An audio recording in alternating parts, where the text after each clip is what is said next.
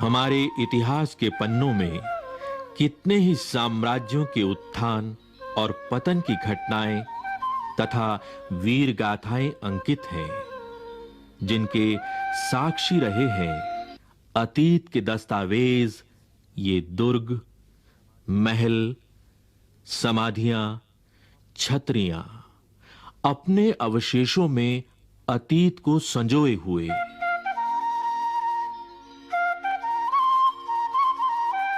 कौन थे वे लोग? कैसा था उस समय का जीवन? यह जानने के लिए आइए पलटें अतीत के पन्नों को। 15वीं शताब्दी का समय। भारत में अनेक छोटे बड़े राज्य थे। उनमें से एक था मेवाड़। मेवाड़, जो उस समय राजपूताना के एक प्रमुख राज्य के रूप में उभरा था। यह वह काल था जब भारत में मुगलों का शासन बढ़ता चला जा रहा था। अनेक राज्य मुगलों की अधीनता स्वीकार कर चुके थे। इधर उत्तर भारत में राजपूत एक प्रमुख शक्ति थे। मेवाड़ पर सिसोदिया वंश के राजपूतों का शासन था, जिनका मुगलों के साथ बराबर विरोध बना रहता था। मेवाड़ के इतिहास के पन्नों को पलटें तो एक प्रमुख शूरवीर का नाम उभरता है।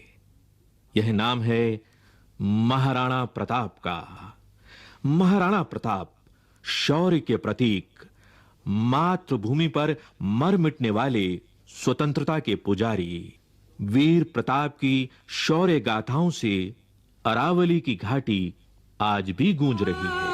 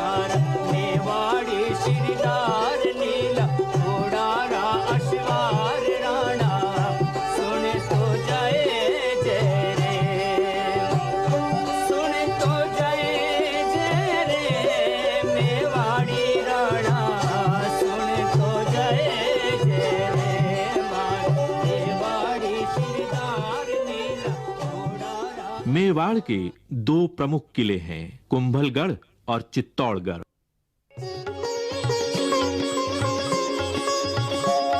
पंद्रहवीं और 16वीं शताब्दी में मेवाड़ के राणा कुंभा और राणा सांगा ने मेवाड़ की कीर्ति को शिखर तक पहुंचाया। उन्हीं के वंशज महाराणा प्रताप का जन्म 9 मई 1540 को कुंभलगढ़ के किले में हुआ।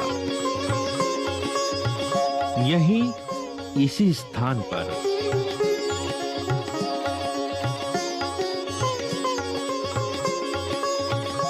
कुंभलगढ़ के तत्कालीन महाराणा उदय सिंह और महारानी जयवंती बाई का पुत्र प्रताप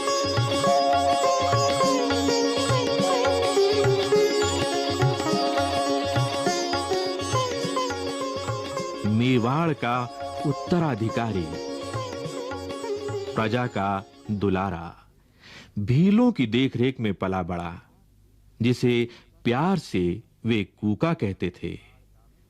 मेवाड़ का भावी महाराणा वनवासियों के साथ बेहद प्रसन्न रहता। देश प्रेम की ज्वाला उसके हृदय में सदा प्रज्वलित रहती, जो उसे अपने पूर्वजों से विरासत में मिली थी। मेवाड़ सदा से ही मुगलों की आंख की किरकिरी रहा और युद्ध होते रहे। मेवाड़ का राजनीतिक महत्व तो था ही, साथ ही वह गंगा भूमि के व्यापार मार्ग को पश्चिमी तट से जोड़ता था। अतः मेवाड़ को अपने अधीन करना मुगल शासकों के लिए जरूरी हो गया था। मध्यकालीन भारत का इतिहास देखें तो पाएंगे कि उस काल में महत्वाकांक्षी मुगल सम्राट अकबर का साम्राज्य लगभग पूरे भारत में छा चुका था।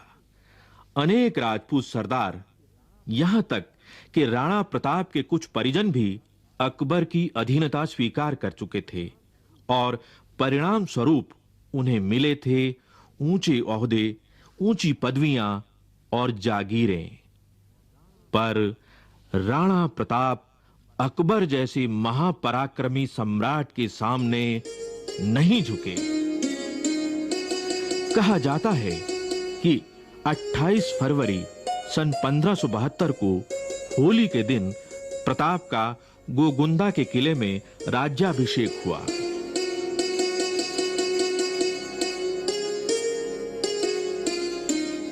जब प्रताप का राज्याभिषेक हुआ तब उन्हें न कोई राजधानी मिली, न साधनों का जरिया। वे बहुत कम साधनों से ही मुगल सम्राट से जूझते रहे। प्रताप ने हर संकट को चुनौती समझा और इससे उनके संकल्प और अधिक मजबूत होते गए। अकबर ने राणा प्रताप को यह समझाने के लिए कि वह उनकी अधीनता स्वीकार कर लें, अनेक दूत भेजे, पर राणा स्वाभिमानी थे, देशभक्त थे, वे नहीं माने।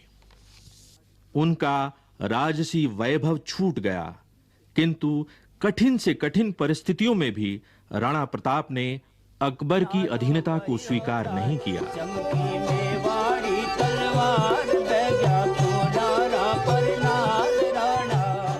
जैसी उनकी पैनी तलवार थी, वैसा ही चौकन्ना था राणा प्रताप का प्रिय घोड़ा चेतक।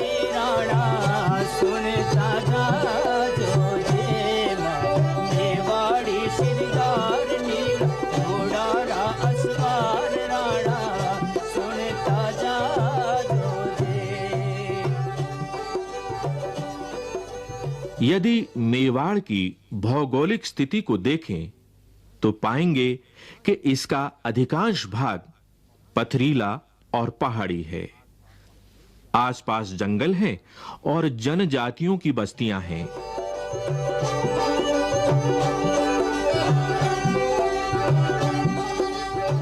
राणा प्रताप ने जनजातियों के रणबांकुरों को अपने साथ लिया और युद्ध की तैयारियां करते रहे।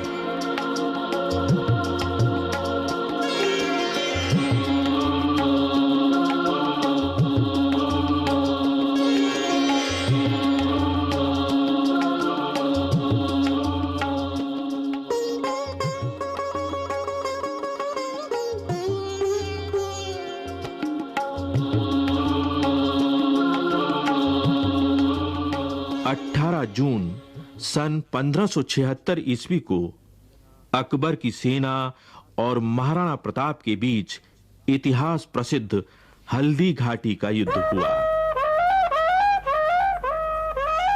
एक ओर राजा मानसिंह के नेतृत्व में अकबर की विशाल सेना थी। कहा जाता है इस सेना में 10,000 घुड़सवार थे और हजारों पैदल सिपाही थे।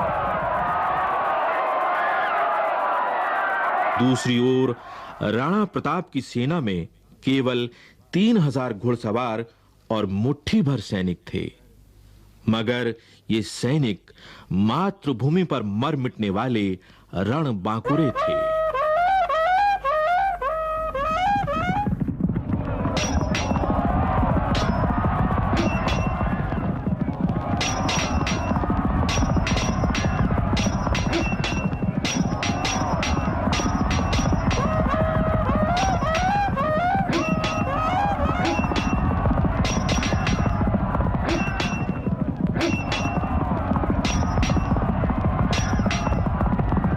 यही वह विश्व प्रसिद्ध हल्दी घाटी है जहां से होकर प्रताप की सेनाओं ने इस घाटी को पार करके उस पार खमनोर के समीप खड़ी मुगल सेनाओं से संघर्ष किया था।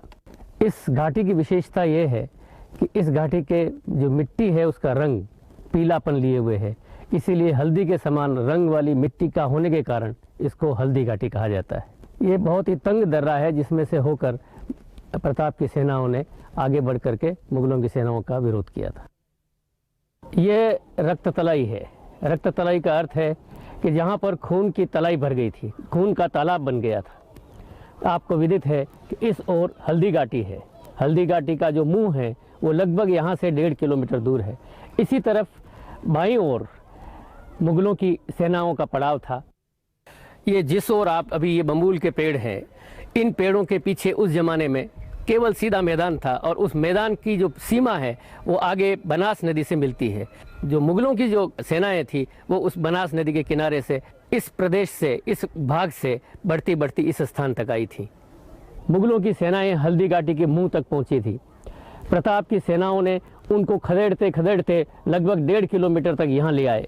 यही वह स्थान है जहाँ पर मुगल सेना के सेनापति मान सिंह के हाथी पर प्रताप ने अपने घोड़े पर छलांग लगाई थी, और यही वह स्थल है जहाँ पर चेटक का पिछला पैर हाथी की सूंड में बंधी तलवार के कारण कट गया था। यही वह स्थल है जहाँ पर हकीम खां सूर ने प्रताप को सलाह दी थी कि वो पीछे लौट जाए क्योंकि उसके प्राण संकट में थे।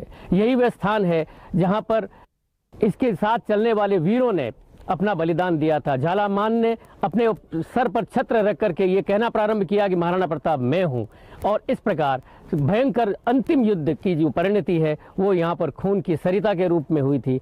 यहाँ पर एक वीर विशेष का भी मैं नाम लेना चाहूँगा, वीरवर पूंजा, जिसके कि साथी लोग इन पहाड़ियों के अंदर, पीछे की ओर की पहाड़ियों के अंदर थे।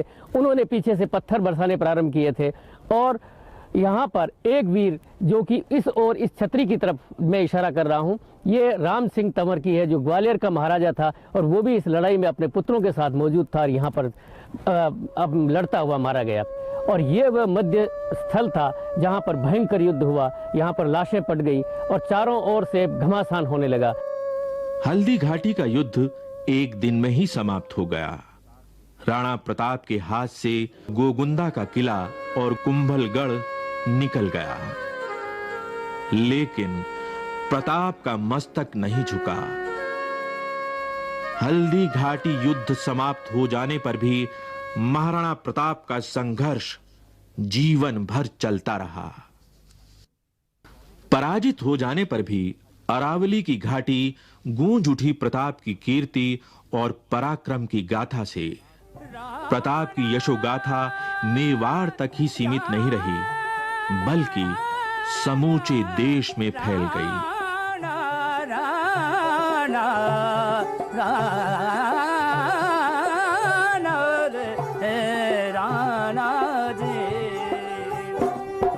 हल्दी घाटी रंगी खून सोनालो बहियो जाए, हल्दी घाटी रंगी खून नालो बहियो जाए। चमकी मेवाड़ी तलवार बहग्या खूनारा पर नाल राणा सुनता जा जो जे, सुनता जा जो जे मेवाड़ी राणा सुनता जा जो जे।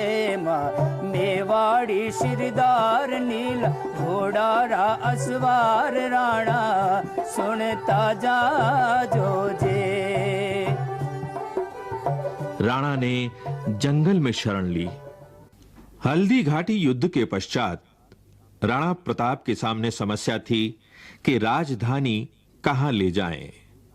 उदयपुर से 16 किलोमीटर दूर एक स्थान था चावंड। चावंड एक ऐसा स्थान था जहां पहुंचने के लिए लंबा पहाड़ी रास्ता पार करना पड़ता था। यहां पानी की भी सुविधा थी। यहीं उन्होंने अपनी नई राजधानी बनाई और शासन व्यवस्था मजबूत की। राणा प्रताप ने भामाशाह और भील सरदारों के साथ मिलकर धन और जनशक्ति संगठित की। राणा प्रताप ने छापा मार युद्ध जारी रखा। सन 1579 के बाद राणा पर मुगलों का दबाव कुछ कम हुआ, क्योंकि अकबर का ध्यान अब पूर्वी भारत के विद्रोह और उत्तर पश्चिमी सीमावर्ती गतिविधियों पर था। राणा ने अवसर का लाभ उठाकर चित्तौड़ और मांडलगढ़ को छोड़ अपने राज्य का एक प्रमुख हिस्सा वापस हासिल कर लिया और मेवाड़ फिर से स्वतंत्र हो गया। ऐसा माना जाता है कि मेवाड़ के सिंह राणा प्रताप शेर का शिकार करते हुए गहरी चोट खाकर घायल हो गए और 19 जनवरी सन 1597 को चावंड में ही महाराणा प्रताप ने अपना शरीर त्याग दिया।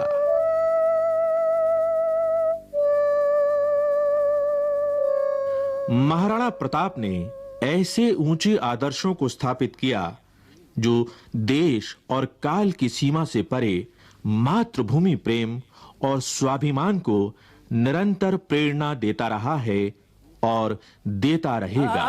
माई एड़ा पूत जन जेड़ा राण प्रताप अकबर शूत ओझ के